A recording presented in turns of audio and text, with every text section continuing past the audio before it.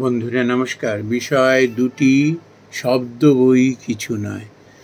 বন্ধুরা, আমরা কখনো কখনো বাক্যবাণে বিদ্ধ হয়ে হয়তো কেউ কেউ অসুস্থ হয়ে পড়ি, কেউ আপসেট হয়ে যাই, আবার কেউ কেউ হিতাহিত জ্ঞান শূন্য হয়ে অঘটন ঘটিয়ে ফেলি মুখের দু চারটি শব্দ। বন্ধুরা, শ্রী শ্রী সারদা মা আমাদের খুব সাবধান করে দিয়ে একটি কথা বলেছেন, কি যে দুটি শব্দ বই তো কিছু নয়। বন্ধুরা, হামেশা এরকম হয়,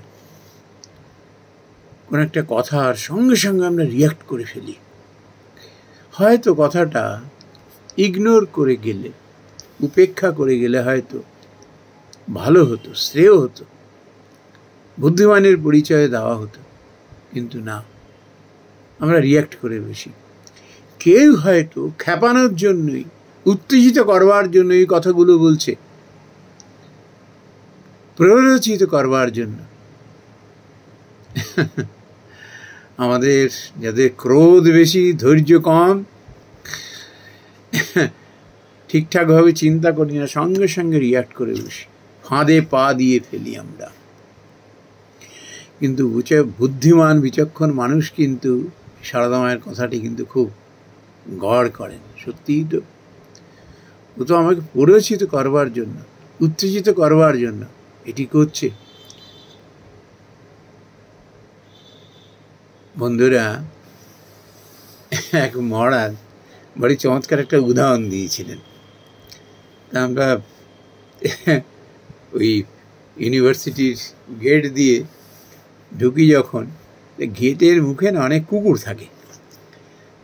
তো মহারাজরা সন্ন্যাসী হলে কি হবে, সব দিকে তাদের পেছন দিকেও দুটো চোখ থাকে, সমস্ত কিছু তারা অবজার্ভ করেন।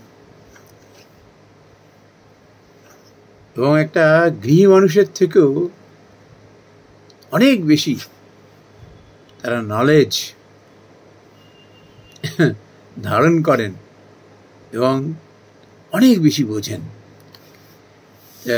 মহারাজ একদিন বলছিলেন, হয়তো মায়েরই হয়তো কথাটা বলতে গিয়ে বলে, এই যে আপনি যখন গেট দিয়ে আসলেন, আপনাকে তো ওই কুকুরগুলো কত না গালিগালাজ করেছে, বলুন তো দেখি,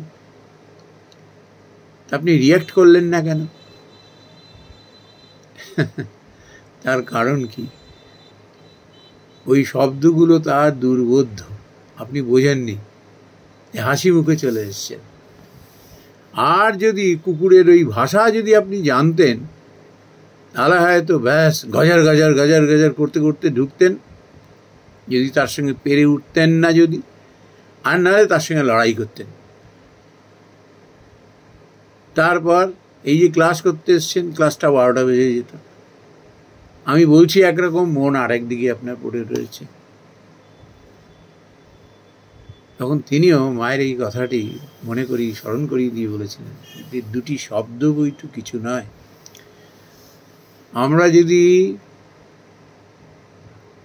এই দুটি শব্দ এর মধ্যেই যদি আমরা সীমিত রেখে, যেগুলো হানিকারক